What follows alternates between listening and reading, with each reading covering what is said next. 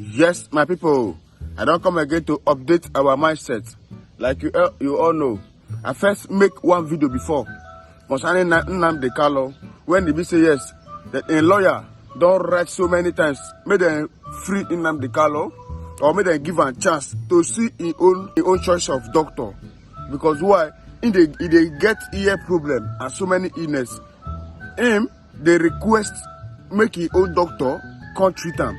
Why the DSS they bring with their own personal doctor to come treat them. So the lawyer don't they fight, don't they write to DSS, don't they write to appeal court for so many times.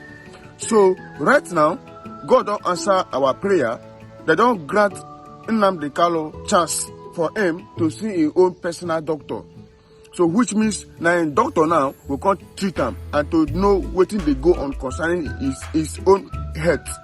So right now, make me not talk too much now. I want to bring the video. May una see where the lawyer they talk about how they take film and waiting go on. And as they watch the video, so make sure you go like, comment and share. So that people never see them, they go see them and see waiting go on. And today, as usual, in all cases I handle, God was again on the throne to do what he knows how best to do, enthrone justice and fair play to ensure that his creatures and creation do his bidding. It is in Lamentations 3:37. Who is he that speaketh, and it cometh to pass, if God has not commanded it? Today, this court, the Honorable Justice Binta Nyako, granted all the reliefs sought for by Mazi Nnamdi Kanu before the court. The young Nigerian patriot, Igbo self-determination czar, who was extraordinarily, illegally, unconstitutionally, torturously, brutally renditioned from Kenya back to Nigeria on the 27th of June 2021. Today, the court agreed with us that the reliefs we asked for must be granted, and the judge granted. What were these reliefs?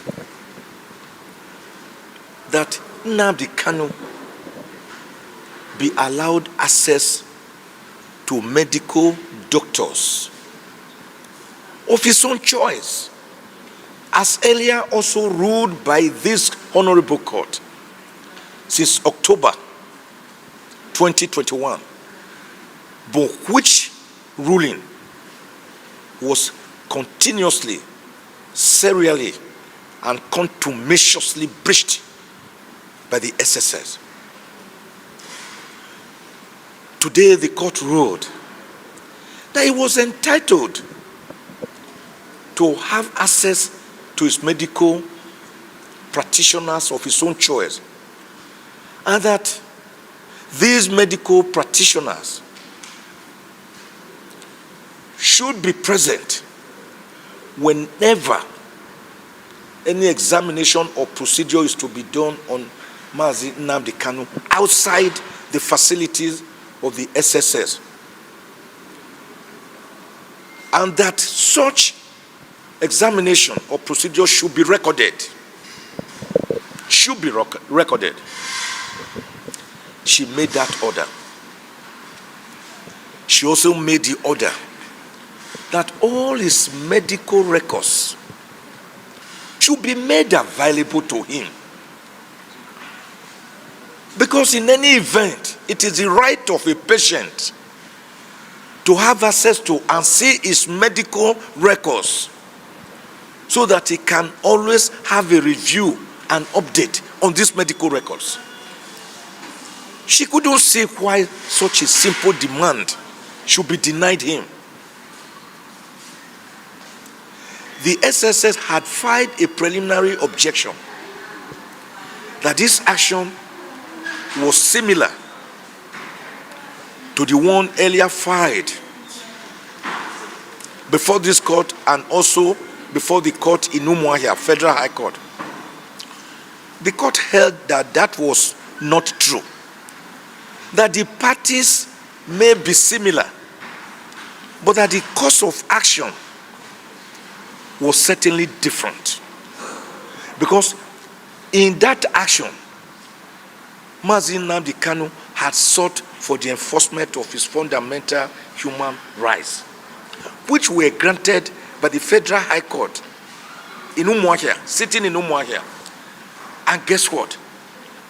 The court had imposed a fine, damages of 500 million naira against the federal government of Nigeria, which, as I speak to you, has never been paid. I may begin to take steps to enforce that judgment. Since the olive branch we have held out in the last 2 years has not been responded to. But that, on the other hand, the case before this court today was for an order of mandamus to compel a public agency, which is the DSS, to carry out its duty, which it has refused to carry out as laid down by law, after we wrote them letters, 2 letters, in October and November 2022, urging them to carry out what the court has today granted. They refused. So the court held that the 2 suits were different, one from the other, and that the earlier judgment before the Federal High Court, Umuahia Judicial Division, is not the same as the judgment she delivered today. So the court granted all our reliefs. Nnamdi Kanu should now have access to his medical records, which so far have become a voodoo, which so far have become a mirage, which so far have become like an apparition, like a ghost, which so far have become like a subject matter of witches and wizards operating in a coven, not being seen by the patient himself, Nnamdi Kanu, by his parents, by his family members, by we, his lawyers. We will now have access to these medical records. We want to know, what is it that the SSS has been hiding? Why is his potassium level oscillating like a yo-yo? And they increase the dosage now and again. Why have they made Nnamdi Kanu a guinea pig of trial and error? Why has Nnamdi Kanu not been well? Why did he develop earache, which now requires an urgent surgery, recommended by the DSS medical doctor himself? A team of medical doctors of the DSS have now recommended that this guy's ear is failing and must be operated upon immediately, otherwise he will lose it. Why is his heart not in position? A heart that suffers missteps, a heart that suffers palpitation, a heart that was made worse through the torture he went through in Kenya when he was captured, kidnapped, abducted, kept in a dingy confinement for 8 days, blindfolded, chained, and then extraordinarily renditioned in a private jet back from Kenya to Nigeria since June 27, 2021. What is it that you have been hiding? We will now get an enrolled copy of this judgment of today. It's not a ruling, it's a judgment. We enroll it and write a formal letter to the DSS. Between June 27 and now, today, the 20th day of July 2023, 2 years later, we want to see the records of Nnamdi Kanu. We want to see what has been happening to his body. Because there are no two human beings. Once you die, you are gone forever. So this judge must be commended for her continuous courage and bravado in these times that try men's souls, in these times that try women's souls, to the extent that her earlier judgment was not only upheld by the Court of Appeal on the 13th of October 2022, but that the Court of Appeal went ahead to strike out the remaining 7 count charges that she had remained.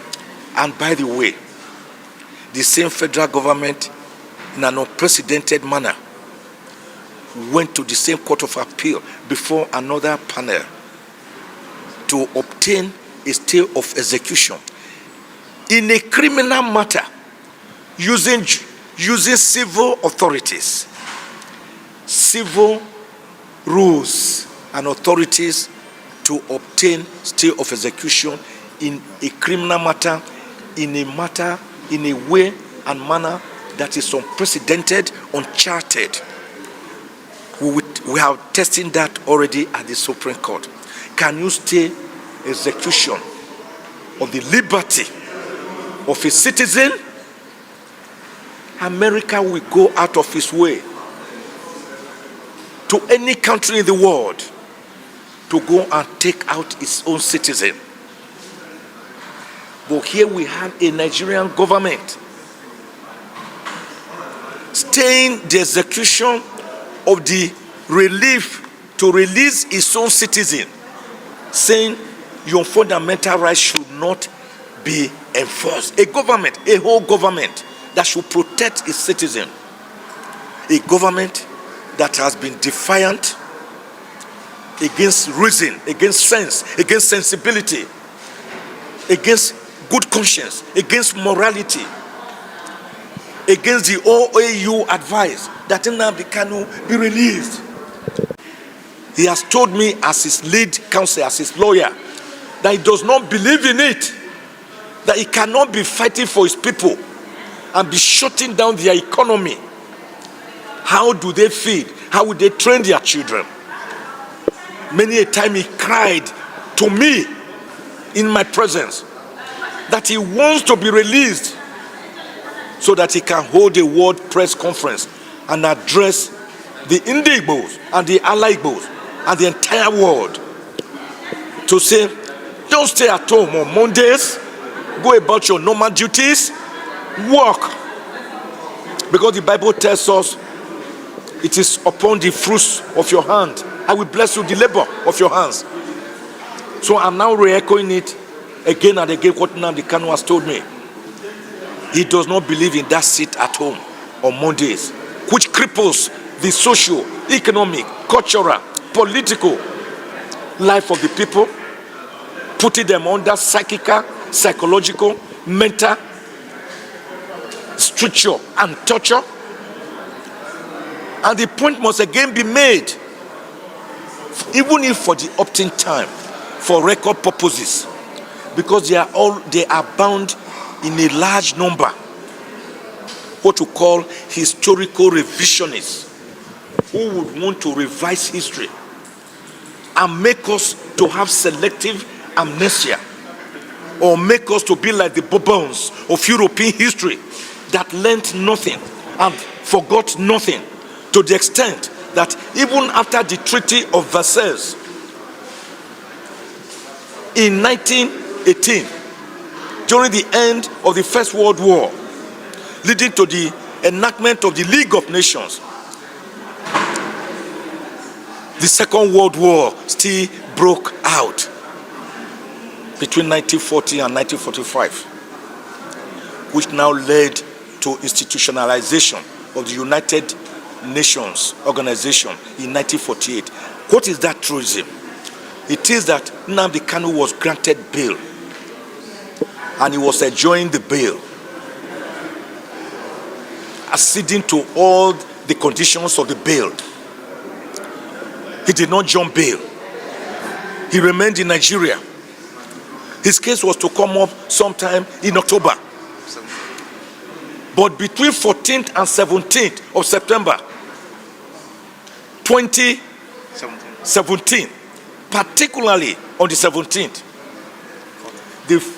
particularly on the 14th, the federal government, through Operation Python Dance, a python that never danced against Boko Haram, a python that has never danced against armed bandits, a python that has never danced against kidnappers, a python that has never danced against hunger, against quello, against abject penury, a python that has never danced against a pilous economy, against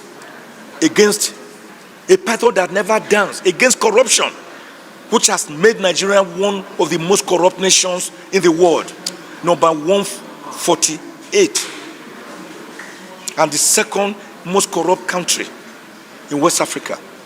Nnamdi Kanu was in his ancestral home at Afarauku, Ibeko, Umuahia, Abia State.